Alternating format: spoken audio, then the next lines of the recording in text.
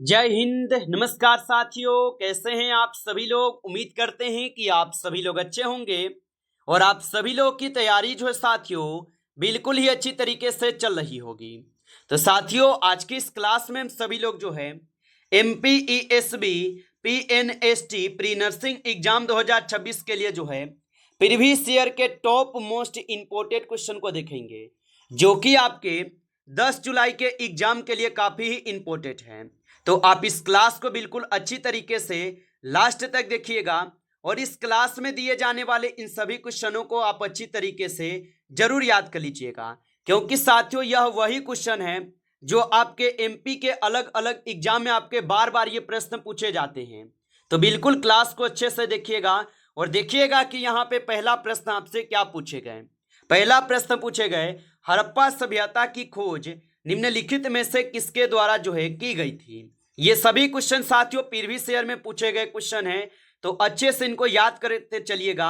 100% आपको यहां से प्रश्न आपके एग्जाम में जो साथियों पूछे जाएंगे और बताएंगे आप यहाँ पे हड़प्पा सभ्यता की खोज निम्नलिखित में से किसके द्वारा जो साथियों की गई थी।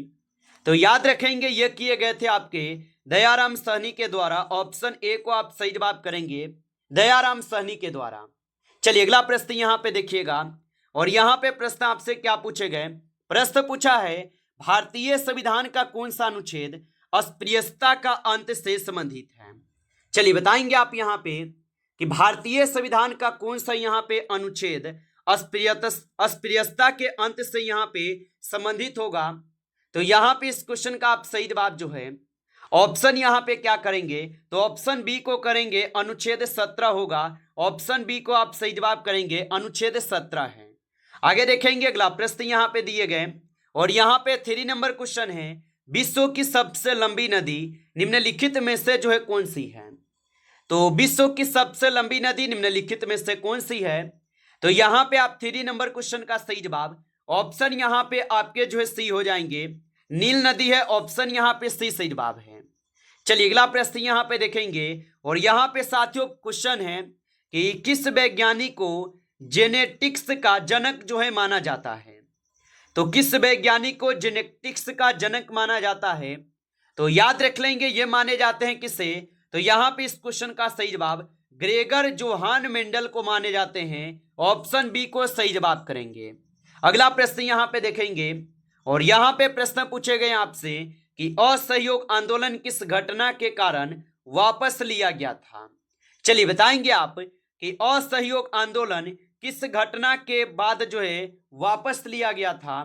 तो यहाँ पे इस क्वेश्चन का आप सही जवाब जो है ऑप्शन यहाँ पे क्या करेंगे।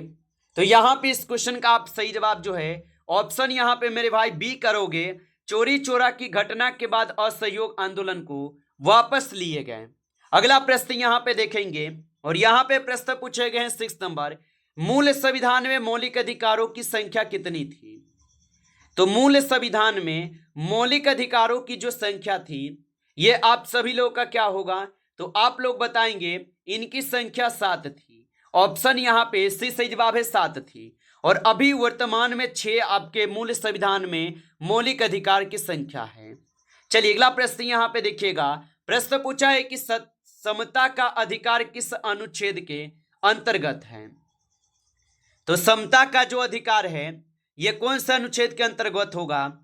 तो समता का अधिकार हो जाएंगे अनुच्छेद 14 से 18 में। ऑप्शन ए को सही जवाब करेंगे, अनुच्छेद 14 से 18 में। आगे देखेंगे अगला प्रश्न यहाँ पे दिए गए, विधि के समक्ष समानता किस अनुच्छेद के में है। तो विधि के समक्ष समानता किस अनुच्छेद में है। तो विधि के समक्ष समानता जो है ये आपके अनुच्छेद 14 में हो जाएगा। ऑप्शन ए को सही जवाब करेंगे, अनुच्छेद 14 में होगा। चलिए अगला प्रश्न यहाँ पे देखेंगे और यहाँ पे प्रश्न पूछे गए हैं, भारत के राष्ट्रपति का चुनाव कौन करता है। तो याद रखेंगे कि भारत के राष्ट्रपति का जो चुनाव है ये कौन करता है। तो यहाँ पे इस क्वेश्चन का सही जवाब क्या करेंगे, तो संसद और राज्य विधानसभाओं के निर्वाचित सदस्य करते हैं। ऑप्शन सी कीजिएगा सही जवाब। आगे देखेंगे अगला प्रश्न यहाँ पे दिए गए कि राष्ट्रपति को शपथ जो है कौन दिलाता है। तो राष्ट्रपति को शपथ कौन दिलाता है। तो राष्ट्रपति को शपथ दिलाते हैं मुख्य न्यायाधीश। ऑप्शन आपका जो है बी सही जवाब होगा। चलिए अगला प्रश्न यहाँ पे देखेंगे और यहाँ पे प्रश्न है कि कौन सा सदन अस्थाई होता है। तो याद रखेंगे कि कौन सा सदन है जो कि अस्थाई होता है। तो यहाँ पे 11th का सही जवाब बी हो जाएगा, राज्यसभा जो अस्थाई सदन होता है, याद रखेंगे। चलिए अगला प्रश्न यहाँ पे देखेंगे और यहाँ पे प्रश्न पूछे गए राज्यसभा के सदस्यों का कार्यकाल जो है कितना है। तो राज्यसभा के सदस्यों का जो कार्यकाल है ये आपके कितना होगा। तो राज्यसभा के सदस्यों का कार्यकाल आपके 6 वर्ष का होता है। ऑप्शन यहाँ पे सी कीजिएगा, सही जवाब 6 वर्ष का होता है। चलिए अगला प्रश्न यहाँ पे देखेंगे और यहाँ पे प्रश्न है लोकसभा का सामान्य कार्यकाल कितना है। तो लोकसभा का जो सामान्य कार्यकाल होगा ये कितना होगा। तो लोकसभा का सामान्य कार्यकाल 5 वर्ष का होगा। ऑप्शन यहाँ पे बी कीजिएगा, 5 वर्ष होगा। चलिए अगला प्रश्न यहाँ पे देखेंगे धन विधेयक किस सदन में प्रस्तुत किया जाता है। तो धन विधेयक किस सदन में प्रस्तुत किए जाते हैं। तो यहाँ पे आप 40 नंबर क्वेश्चन का सही जवाब जो है ऑप्शन यहाँ पे आप बी करेंगे, लोकसभा में। ऑप्शन यहाँ पे बी कीजिएगा, लोकसभा में किए जाते हैं। अगला प्रश्न देखिएगा और यहाँ पे प्रश्न आपसे क्या पूछे गए धन विधेयक पर राज्यसभा अधिकतम कितने दिन रोक सकती है। तो धन विधेयक पर राज्यसभा अधिकतम कितने दिन रोक सकती है। तो याद रखेंगे ये रोक सकते हैं कितने दिन। तो आप बताएंगे 14 दिन रोक सकते हैं। ऑप्शन यहाँ पे सी सही जवाब है। चलिए अगला प्रश्न यहाँ पे देखेंगे और यहाँ पे प्रश्न है कि लोकसभा की अधिकतम सदस्य संख्या है। तो लोकसभा की जो अधिकतम सदस्य संख्या होगा ये आप सभी लोग का क्या होगा। तो यहाँ पे आप 60 नंबर क्वेश्चन का सही जवाब जो है ऑप्शन यहाँ पे आप लोग डी करेंगे, 552 होते हैं। आप अच्छे से इनको जो है याद रख लीजिएगा। चलिए अगला प्रश्न यहाँ पे देखेंगे और यहाँ पे प्रश्न पूछे गए हैं आपसे 70 नंबर वर्तमान में लोकसभा में कितने निर्वाचित सदस्य हो सकते हैं। तो वर्तमान में लोकसभा में कितने निर्वाचित सदस्य हो सकते हैं। तो वर्तमान में हो सकते हैं आपके 545। ऑप्शन यहाँ पे सी सही जवाब है, 545। चलिए अगला प्रश्न यहाँ पे देखिएगा 80 नंबर क्वेश्चन है कि मौलिक कर्तव्य किस संशोधन द्वारा जो है जोड़े गए हैं। तो मौलिक कर्तव्य किस संशोधन द्वारा जोड़े गए। तो मौलिक कर्तव्यों को जोड़े गए किस संशोधन द्वारा। तो यहाँ पे 80 क्वेश्चन का सही जवाब बी होगा, 42वें संविधान संशोधन के द्वारा। चलिए अगला प्रश्न यहाँ पे है और यहाँ पे 90 नंबर क्वेश्चन है मौलिक कर्तव्य किस अनुच्छेद में है। चलिए बताइएगा और आप अभी तक इस क्लास को जो है लाइक नहीं किए हैं तो क्लास को आप एक बार लाइक कर लीजिएगा। नए जुड़े हैं आप इस चैनल पे तो चैनल को भी सब्सक्राइब करके ऑल नोटिफिकेशन को ऑल पे दबा के जुड़ जाइए, जिससे कि जब भी कोई नई क्लास हो सबसे पहले क्लास का नोटिफिकेशन आपके पास जो है पहुंच सके। तो आप इस चैनल को सब्सक्राइब जरूर कर लीजिएगा और बताएंगे कि मौलिक कर्तव्य किस अनुच्छेद में है। तो मौलिक कर्तव्य हो जाएंगे कौन सा अनुच्छेद में। तो यहाँ पे 90 नंबर क्वेश्चन का आप सही जवाब डी करेंगे, अनुच्छेद 51A में होगा। ऑप्शन डी सही जवाब है। आगे देखेंगे अगला प्रश्न यहाँ पे दिए गए कि नीति निर्देशक तत्व किस भाग में है। तो नीति निर्देशक तत्व किस भाग में होगा। तो यहाँ पे 20 नंबर क्वेश्चन का सही जवाब सी होगा, भाग 4 में। ऑप्शन यहाँ पे सी सही जवाब है। चलिए अगला प्रश्न यहाँ पे है कि मौलिक अधिकार किस भाग में है। तो मौलिक अधिकार किस भाग में होगा। तो मौलिक अधिकार जो होगा ये आपके भाग 3 में होगा। ऑप्शन यहाँ पे बी कीजिएगा आप सही जवाब, भाग 3 में मौलिक अधिकार है। चलिए अगला प्रश्न यहाँ पे देखेंगे कि भारत का संघीय सर्वोच्च कानून क्या है। तो भारत का संघीय सर्वोच्च कानून जो है क्या होगा।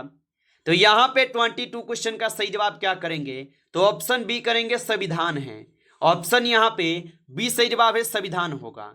चलिए अगला प्रश्न यहाँ पे देखेंगे भारत में न्यायिक पूर्वालोकन का आधार क्या है। तो भारत में न्यायिक पूर्वालोकन का जो आधार होगा ये आपके संविधान ही होगा। ऑप्शन ए कीजिएगा, संविधान हो जाएंगे। आप अच्छे से इनको याद रखेंगे। चलिए अगला प्रश्न यहाँ पे देखिएगा कि सर्वोच्च न्यायालय की स्थापना जो है कब हुई। तो याद रखेंगे कि सर्वोच्च न्यायालय की जो स्थापना हुई, इनकी स्थापना कब हुई थी। तो सर्वोच्च न्यायालय की स्थापना कब होता है। तो यहाँ पे आप 24 क्वेश्चन का सही जवाब बी करेंगे, 26 जनवरी 1950 को। चलिए अगला प्रश्न यहाँ पे देखेंगे और यहाँ पे प्रश्न पूछे गए कि सर्वोच्च न्यायालय के पहले मुख्य न्यायाधीश कौन थे। तो सर्वोच्च न्यायालय के पहले मुख्य न्यायाधीश कौन थे? तो यहाँ पे 25 क्वेश्चन का सही जवाब ऑप्शन यहाँ पे आपका जो है बी हो जाएंगे, हरिलाल जे कानिया। ऑप्शन यहाँ पे बी जो है सही जवाब है। चलिए अगला प्रश्न यहाँ पे देखेंगे, और यहाँ पे प्रश्न है कि राष्ट्रपति अधिकतम कितने बार चुना जा सकता है? तो राष्ट्रपति अधिकतम कितनी बार चुना जा सकता है?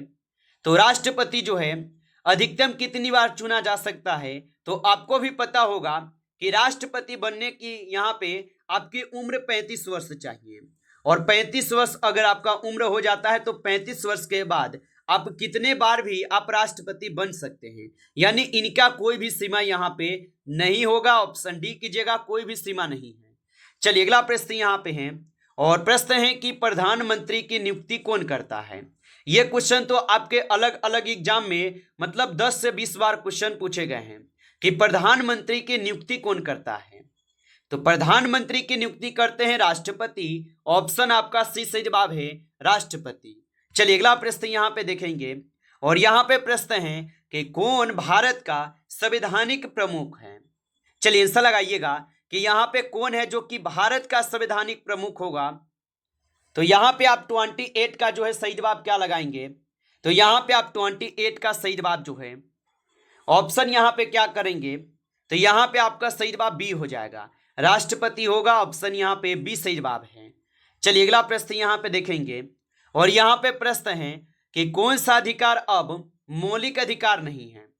चलिए बताएंगे कि कौन सा अधिकार है जो कि अब मौलिक अधिकार नहीं है। तो यहाँ पे इस क्वेश्चन का आप सही जवाब क्या करेंगे?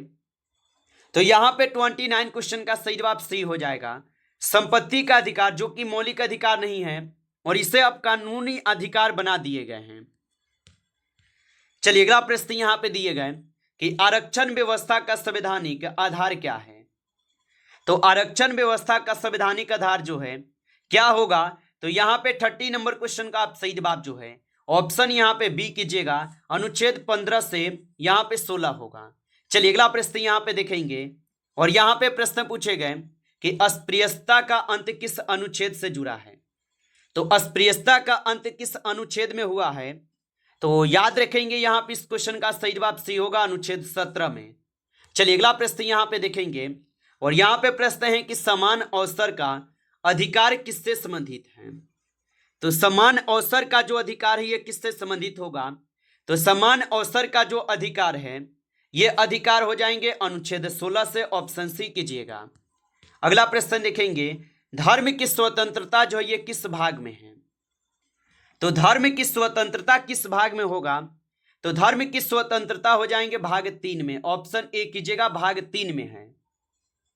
आगे देखिए अगला प्रश्न यहाँ पे दिए गए, और यहाँ पे प्रश्न पूछे गए हैं कि अनुच्छेद 32 को किसने संविधान का आत्मा कहा है? तो अनुच्छेद 32 को संविधान का आत्मा किसने कहा है? तो डॉक्टर भीमराव अंबेडकर जी जो अनुच्छेद 32 को संविधान की आत्मा और हृदय कहें। चलिए अगला प्रश्न यहाँ पे है, भारतीय संविधान का निर्माण जो है किसने किया? तो भारतीय संविधान का निर्माण किसने किया था? तो भारतीय संविधान का निर्माण किए थे संविधान सभा ने। ऑप्शन यहाँ पे आपका बी जो है सही जवाब है, संविधान सभा के द्वारा किए गए। नमस्कार साथियों, आज के इस क्लास में जो है टॉप 35 क्वेश्चन थे जो कि काफी इंपॉर्टेंट क्वेश्चन थे। साथियों यदि आपको क्लास अच्छा लगा हो तो क्लास को आप लाइक करेंगे, नए जुड़े आप इस चैनल पे तो चैनल को सब्सक्राइब करके ऑल नोटिफिकेशन को ऑल पे दबा के जुड़ जाइए, जिससे कि जब भी कोई नई क्लास हो सबसे पहले क्लास का नोटिफिकेशन आपके पास पहुंच सके। तो आप इस चैनल को सब्सक्राइब कर लीजिएगा। चलिए फिर मिलते हैं आपसे एक नेक्स्ट टॉपिक के साथ नेक्स्ट क्लास में। तब तक के लिए जय हिंद, जय भारत।